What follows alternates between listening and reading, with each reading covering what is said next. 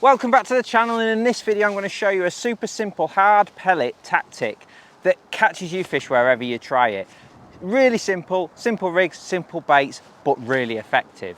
Now that you join me once again at Barbie Banks Fishery, local fishery for me, I absolutely love it. It's a great place to come and learn things because it's carp, they're like catchable size carp, where you get loads of bites, and it's good to you can pretty much do whatever you want here in terms of baits and methods and stuff, so you can learn loads of things. But one of the best ways I've found to fish this venue is actually really simple hard pellet tactics, and it has worked for me time and time again. And it's all about frugal feeding, but also not frugal feeding at the same time. We're going to start frugal and maybe build it as we go along. The longer we can feed frugally, the better. Cheers, everyone. Bait wise, it's really simple. Obviously we're fishing for hard pellets. Less is more when it comes to hard pellets. And I've just got some 6mm. They're actually the Sonia Baits hard pellets. I quite like them because I've got a few red ones in there. I can always put a red one on if I'm going to fish shallow. But ultimately they're a really nice pellet. Nice 6mm pellet. It's nice and uniform. If I do want to pick the catty up, I don't want to pick the catty up, but if I do pick the catty up, then those are going to group in lovely. But look, if you are looking for hard pellets to use, I've just found that Coppin style pellets are better than Screttins. It took me a long time to admit that because I'm a Screttins user through and through from back in the day. But Coppins are better, they just are. They just don't break down, I think is the big thing. They're just a better pellet for hard pellet fishing. And if you are unsure the difference between a Coppins and a Screttins, Coppins are quite distinctive actually. They are, it sounds really stupid, but they are really hard. They're hard to break apart with your fingers. Screttins will crumble, and if you put water on Screttins, they'll go to a mush pretty quickly. They'll certainly start breaking down, whereas these, you can cover them with water, and even after a good long soak, they'll still be relatively hard. So that's the main difference. And like I say, when you get the two side by side, they are quite distinctively different. So that's what you're looking for. Shops sell them in their own bags, or you can buy them, like I say, in these hard pellet bags. Now the rig is simple, but I've actually thought about the job, which is unlike me. I fully believe that hard pellets are at the best when the fish are reacting to noise. So if you're tapping in your few pellets, we'll show you as we get fishing, you tap them in, you get an instant response. That is when hard pellets are at the best. And it's great because it means you can feed barely any pellets and get a response. If you've seen the Old Dog New Tricks videos that we've been doing with Mick, we did one recently, episode 2, and we caught down the edge feeding 2 pellets, 3 pellets, and it's a method I actually learned here, feeding so frugally. Feeding regular, but tiny amounts. So 2 pellets, sit on the 2 pellets, wait, if you don't get a bite, come back and feed them again. It's deadly. So importantly, we have got a pole pot. Everything I'm going to hopefully do is fed through the pole pot today. Black zip. This is just a 12 to 14 elastic, hybrid elastic, absolutely beautiful. The fish here aren't massive, they're sort of £1 to £6, that's the kind of range, and the black deals with them nicely. I also think when you're fishing across, it's quite wide here, it's sort of 15 metres wide. If you was to fish something like a blue or a green or even a pink over there, it'd be just too heavy on your pole. Black comes out nicely, fish will swim out your peg, very nice too. Nice and strong up here, I've got 020 exact as my main line. All my rigs are made up on 020 exact pretty much. And then I've got 4 number 9s as a back shot, which is, well, I can actually tell you exactly what it is, 4 inches above the float. Just gives me something to hang on to. It's going to be windy today over there. It's going to be a bit of a challenge. Having a bit of extra back shot down there is going to help me hopefully cling onto it and stay relatively tight to my float. Sometimes with these hard plates you get little dinky bites, so being able to react quickly, important with those back shots. And then the important part, the float. 0.3 Diablo, a float I use all the time here, and for shallow water hard pellet fishing I think it's fantastic.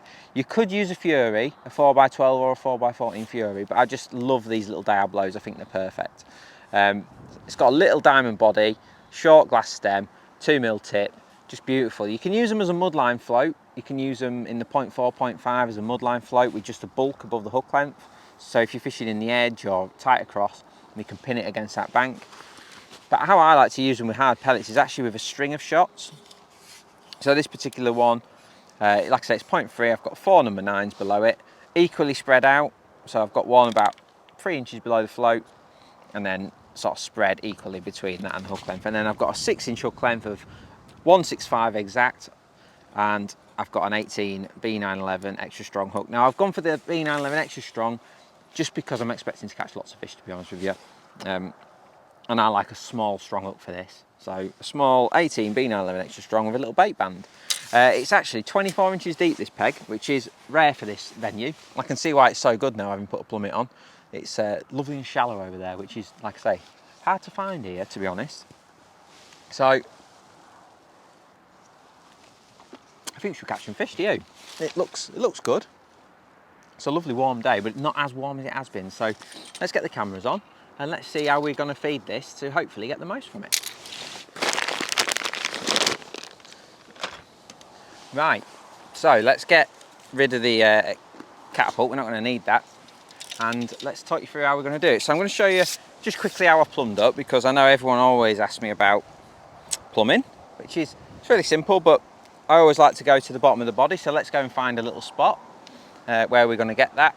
And like I say, I've had a rough plumb, it's about 24 inches. So let's just show you quickly. Move that. So let's just show you quickly. It is windy, but hopefully we can get them going. It's a lovely peg. You can see why it's so good in matches. Now I'm going to plumb it, and then I'm going to put a little marker on my pole, which I think is really important. So I'm just sort of looking for a bit of a flat spot, really. So just there. So we'll probably need to put another couple of inches on the depth there, look, you see. You'll notice I'm not super tight. Oh, that looks like it's coming up a little bit more there. So just there in that little bit, it's lovely and flat. I just need to put a bit more depth on. Oh, there's a fish there. Look, you see, I'm just my bristles sticking out, which isn't, there's not enough depth there for me. So we need to just suss that. Add a touch more depth on.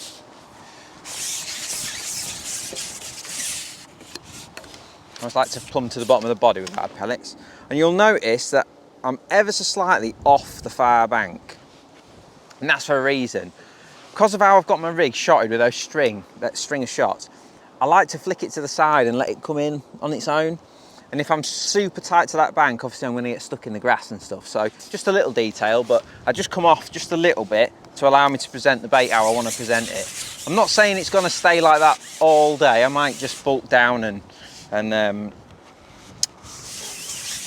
fish more bulked sort of style, but for this to its best here, I've always found it good to sort of fish kind of through the water. So see that there? I'm much happier with that now. So my body is sort of sticking out of the water, look. Now I just need to make a little mark on my pole. You can either use them. Oh, do a tangle. It's unusual, isn't it? But I'm just going to put a little marker tape on my pole section so that I know exactly where I am when I'm fishing. And we'll quickly mark the depth on my top kit, because even though we've got these lovely depth markers now, I always end up forgetting when I've got a few different spots on the go. I always end up forgetting, so just quickly, as a matter of course, get the little marker pen, and we're just going to mark. I mark the depth, I don't mark where the top of the float. So we've plumbed up to the bottom of the body, and I'm just going to mark that on there like that with a little pen. Perfect. Right, let's catch some fish. So we're just going to kick it off. We're not putting a big pot full of bait in, we're not doing any of that. We're literally just going to go out with our hook bait and just a few pellets. It's amazing how attractive the pellets are when you're fishing. So I've just got a little 6mm pellet on there, and I'm just going to literally put in 3 pellets, no more than that. I'm literally going to count them into my pot. 3 6mm pellets, and I'm just going to dunk that pot under the water, and then you'll notice I've got little holes in the bottom of the pot. The water can drain out, and then them pellets are definitely going to sink. It's going to be absolutely perfect. Now it might take a few feeds to get a response or work out the best feeding pattern. I might have to feed more than that, I might have to feed a bit less, who knows. Sounds odd feeding less than 3, but trust me, the difference between 2 pellets and like 5 or 6 is quite big. So just nice and steady. Feel that marker tape under my fingers and then put them pellets in. Like that. So nice and accurate. And I'm just going to lay my pellet to the side like that. So you'll notice I've flicked the pellet up to the side and then I'm just sort of hanging on to it. And I'll be quite busy with this. I'll be moving the float quite a lot, as in lifting and dropping and laying the rig in. But I'll also be proactive coming back and filling that pot up and feeding again. So I'm just, like I say, to start with, I like to sort of give it just a couple of minutes. Tend to know, like if you're gonna catch one, you know pretty quick. So it's all about being busy. It's not for lazy anglers, this one. Oh, little indication there. Just flick that rig out. It's not for lazy anglers, unfortunately, shipping 15 metres of pole back and forward, but it's I just found it's better than feed. You can feed the catty, but you end up with fish where you don't really want them. Oh, another indication. See how many indications just off? Oh, I'm stuck in the grass. Nobody wants to see that. See how many indications you can get off just 3 pellets? It's unbelievable. Just be a bit more careful with my rig. Not the easiest thing in the wind, but oh, that bit of grass is going to get me, isn't it? Right, we're in.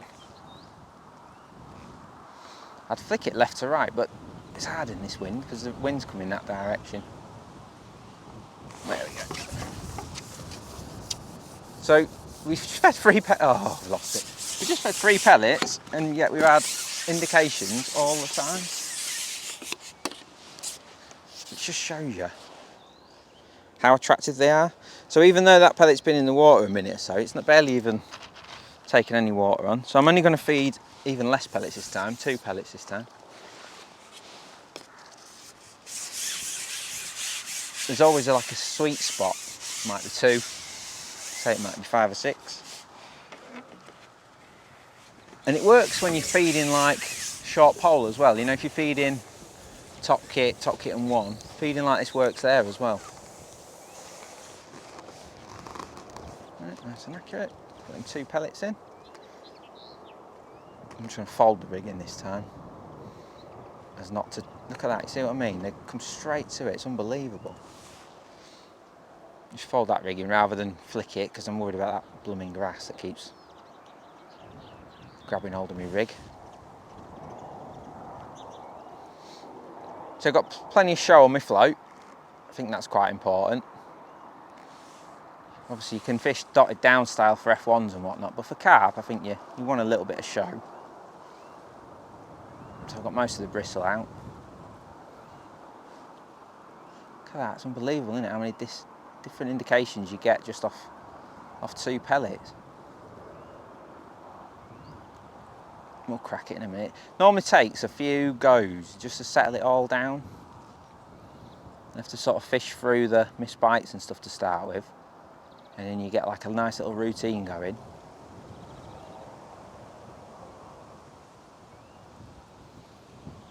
Just be off my spot there.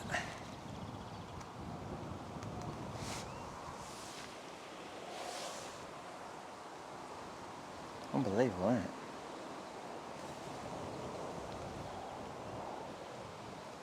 Yeah, they sort of get into a routine, and it's the same. I feed it the same in the edge as well, which is interesting. I don't change. This is how I feed it, just minimal. God, it's unbelievable. There's a lot of fish there. Could be roach and stuff though, so I'll just give it another go. If I miss it this time, I'm going to come back and feed again.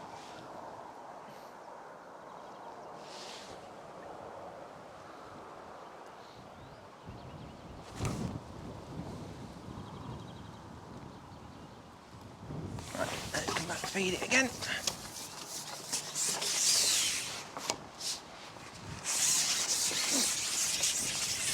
It's not, like I say, it's not a method for lazy anglers, and like I say, you might think, well, just feed it with a catty, but you try feeding 2 pellets exactly there at that range with this wind on. You end up feeding 2 and one will go where you want it and the other one won't. Then you feed again to try and repair what you've just done. Then you end up feeding 5 instead of 2 and you end up with too much bait in your peg. It's sometimes just the hare and the tortoise job. Right, let's see if we can't. There we go.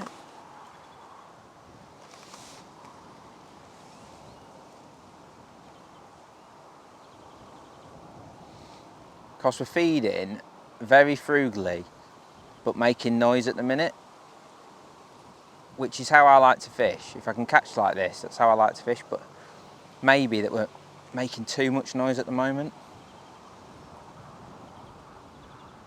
So we'll have to just tweak that as we're fishing.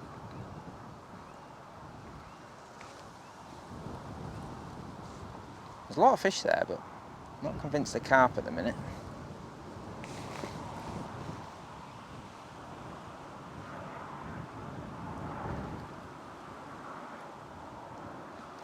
There's a million pegs I could have sat on and made this look a bit easier with the wind.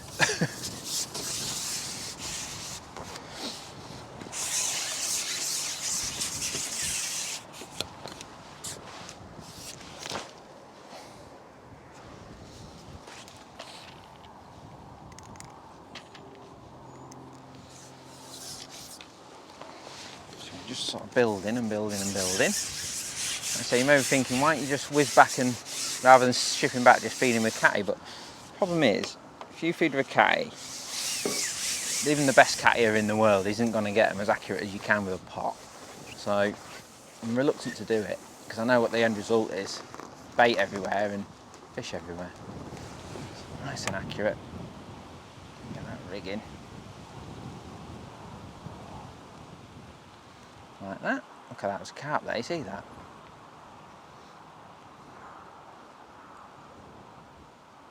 Probably catch them shallow, as daft as it sounds today.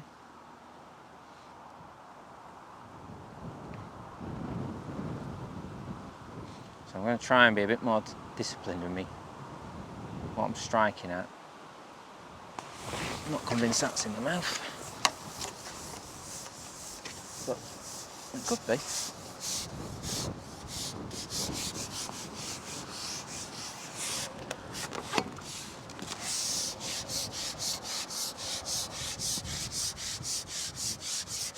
See what I mean about that black elastic? Yeah, it's got enough grunt, but it feels nice when you're fishing over there. You sort of strike and they sort of glide out your swim a little bit, whereas if I was to use something heavier, that is in the mouth.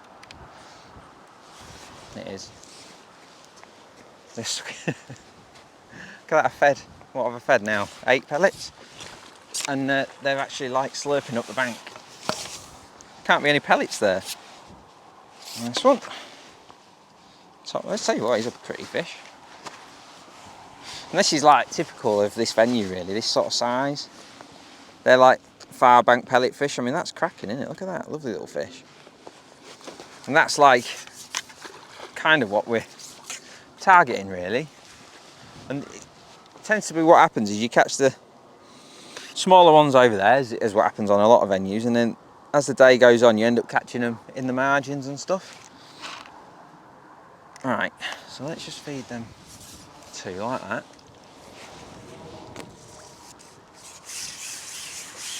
And then I'm just going to repeat the process really.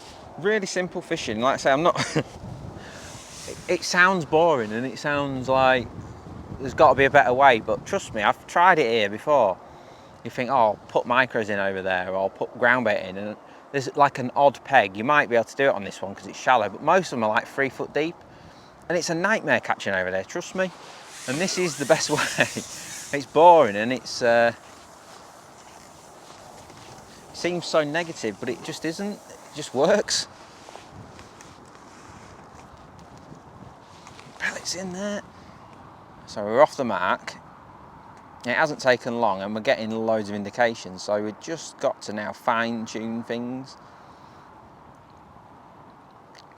By the nature of hard pellets, you do get a lot of indications, you get a lot of missed bites and stuff, so you do have to sort of put the blinkers on a little bit and and fish through it, you know, if you do foul hook a few, rather than getting frustrated and getting too worried, I just kind of try and forget about it and just get on with it. And if it, you know, it always comes good. Another one there. It always sort of comes good. And it's just amazing, isn't it, how you can catch so few, feed so few pellets and catch so many fish.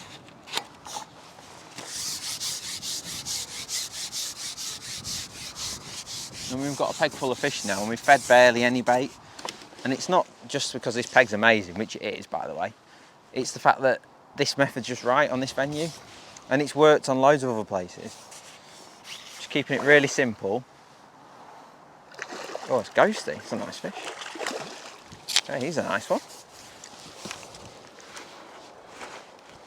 Oh, lovely fish. Top lip again. Absolutely perfect. Look at that beauty. Pick him up because he's so nice. It'd be a shame not to, wouldn't it? Look at that. Cracking fish. Cracking bit of fish. Well, that's working. Time for a bit of tea. And hopefully you can see there what I'm trying to get at. You know, it's so simple, and yet so few anglers fish like this because they don't feel like that's enough bait, or they don't have faith in the bait. But that simple little tub of 6mm is so attractive to carp in the summer. It's unbelievable. 2 pellets again. Now it's important to stress the importance of having a lid on your pot, because you try getting 2 pellets out there without a lid on. That is one thing you must stress. Make sure your pot's got a lid, because otherwise it's a palaver of highest orders and you'll end up with pellets all over the gaff. Nice and smooth, nice and steady, no rush. If you come back with a fish like that every time, you're going to have a wait, aren't you? 2 pellets in. Drop that rig over the top. And hopefully it won't take too long again. Such a simple way to fish, but there are so many like little nuances to consider to make the most of it. And like I said, the biggest one is discipline. You know, having faith that that's enough bait, like 2 pellets is enough. Having the faith that that's enough to pull fish into your peg for a start. Having the discipline to keep coming back and feeding when it'd be so easy to just sit there, wouldn't it, and wait and wait and wait. That's not the strength of this method. The strength is the noise combined with the frugal amount of bait. And that's the key. That's the key to success. So actually ringing that dinner bell with tiny amounts of bait is the key to this method. So there's no point just sitting there, because if you're not getting indications, you need to ring the dinner bell again. You know, you're trying to maximise attraction without actually having any bait in your peg or any amount of bait. That's basically what I'm trying to do. So I used to come here and blast 4mm in, and you get loads of fish in your peg, but you couldn't catch them. And then when I went away and thought about it, I'm like, hang on a minute, what am I doing here? And I mean, look, proper carp. He's actually taken that right down. And like I said, we had a few indications to start with where the fish were sort of all over the place in the peg, but we're settling them down quite nicely now. We've just caught 3 there in pretty quick succession. And I remember doing a video on a peg just behind me actually, a couple of years ago, when I was just trying to get to grips with this venue. And I'm loose feeding 4s, and I'm trying to catch them shallow and on the bottom, and just messy. It was just such a messy way to fish. Foul looking loads, having loads of different rigs up. Just messy, too messy for my liking. Whereas this, I can just go out there and have a nice chilled day, just keep shipping a carp back. Foul look an odd one, lose an odd one, but on the whole, pretty good. I mean, we're doing all right so far. And this is my experience. As long as you're disciplined with that bait, and disciplined with your tactic. 2 pellets. Now, you notice I'm not flicking the rig out to the side at the minute, mainly because of the wind. I'm just a bit it's quite hard, to be honest with you. But what I'm trying to do is catch the float before it goes in and just sort of fold it in a little bit. So I'm hoping that it's still presenting the bait quite nicely without too much ag. Oh, God, it is windy. But that, I mean, that's just perfect, isn't it? No stress, no worries, no foul lookers, no missed bites now. We're just potting 2 pellets in and coming back with a fish. How good's that? And like I say, when it's time to go in the margins, you just do the same in the margins. That's been what's worked for me here. I mean, they're just proper lovely carp, aren't they? Bottom lip, that one. Unusual. Proper just lovely little fish. What a great bit of fishing. I mean, as soon as I've got them going like this, it's just a case of rinsing and repeating. And the only time I really change is like when it's time to go down the edge or try something else. Like later in the day, you know, you maybe think I need to catch a little bit faster. Because what you've got to remember, especially here and a lot of places, you know, the first part of your match, the first half of your match is all about just ticking over, really, staying in contention. And then 1 o'clock comes here and then there's fish, you know, a lot of fish about. Whereas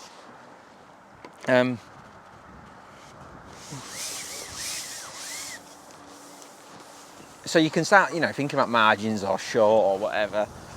But up until then, you're kind of just trying to catch what you can, and fishing like this is just a so safe way to do it. Safe and effective. Oh, you see, one swirled at my bait then. So I'll give it a few seconds, but I might have to come back and refeed this time. Oh, missed it.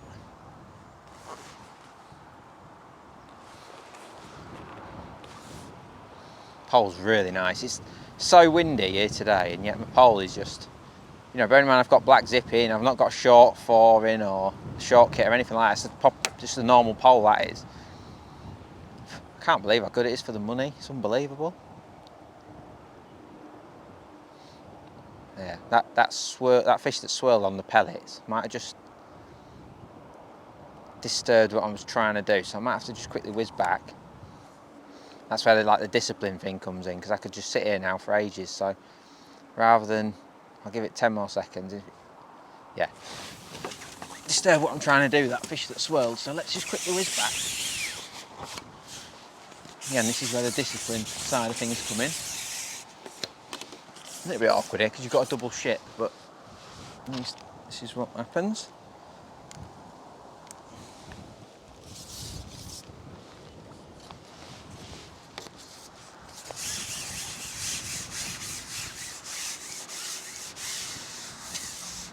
Beautiful way to fish. Obviously much easier when it's not wide and windy.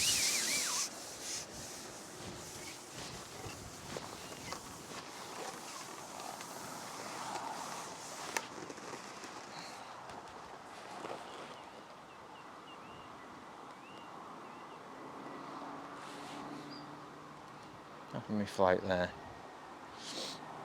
Nothing good. Oh, trying to be disciplined and I'm letting myself down.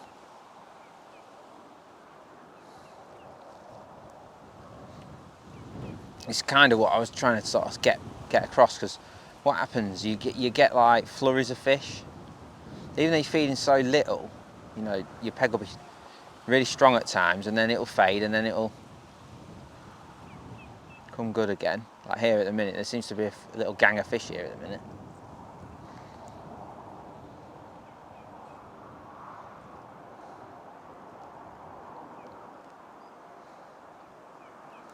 Just causing me a little bit of grief. Right, we're in.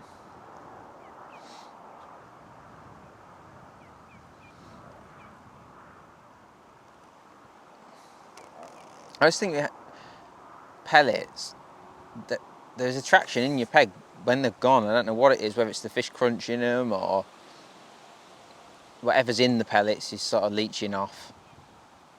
See, no indications now. We've got 2 or 3 Oh, I thought I was going to be on there. We got 2 or 3 indications, didn't we? And then a little swirl and stuff. So my gut is that I need to come back in. Look, they're just starting to go a bit funny again. So my gut is that I need to come back and feed again. I'll just fish this little go out. I say you've got to be so busy and switched on. You could put like a rattle style pot on and load the pot up and just keep rattling an odd one in. But I haven't got the discipline to not just rattle them all in at once. Some people I've seen, certain anglers like turn the pot over ever so carefully, rattle a few in and be able to like turn it back round and not spill them everywhere, but I can't do that. I end up feeding 10 instead of 2 and all that, so I just prefer to just shit back. Right. 1, 2, 3, 4. Oh, God. That's not a carp, is it? That's not a carp. What is it? Tench. Look at this. Carp bench in miniature. He's nice, isn't he? Oh, lovely little fish. Flop. Can't go out on a little tench like that, can I?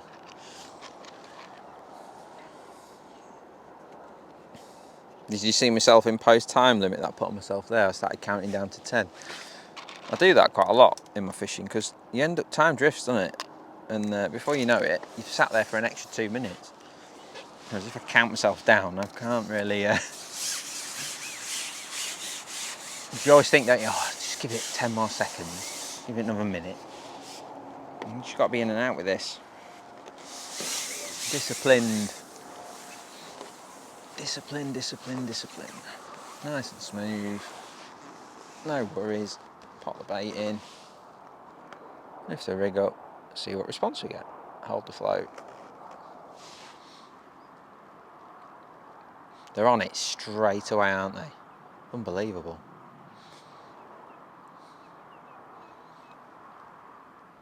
Now we got to the bottom of it. Nice. Yeah, that was just nice, wasn't it? Don't know what I did different, but this is what I mean. You get like little waves of activity, and the part is just put your blindfold on it, put the blinkers on, and just keep fishing through it, because you sort of fish back into a good little routine.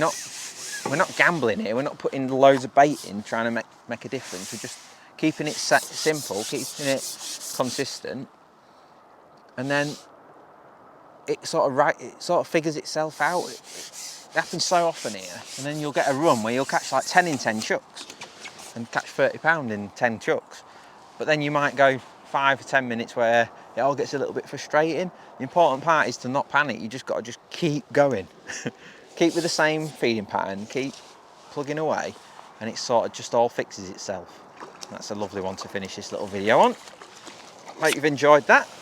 There's loads of places I can think of where this has worked. Like, I do think it's more of a carpy one. Like if you're fishing for these sort of size carp, I think it's, you know, it's more of an approach where for this sort of stuff, I mean, look at that. They're just great match fish, aren't they? That sort of size, stunning little carp. And I do think it's more of a method for them rather than F1s, but it can work for F1s. But I think there's probably better ways to catch big bags of F1s. But if you're fishing like Makins, Old Huff, I've seen that's like a bit of a hard Snake Lakey type place where it's quite technical, deep across. Venues like that, Puddle Dock, I've heard that that's similar to this. Just fishing like that can work an absolute treat. And then later on in your session, when it's time to go in the edge, repeat, rinse and repeat, fish the same, and you'll catch loads of fish. So hopefully you've enjoyed that. Fishing is really simple. Stay disciplined. Fishing is really simple. Keep simple baits, simple rigs, simple feeding, but stay disciplined. And we'll see you in our next video.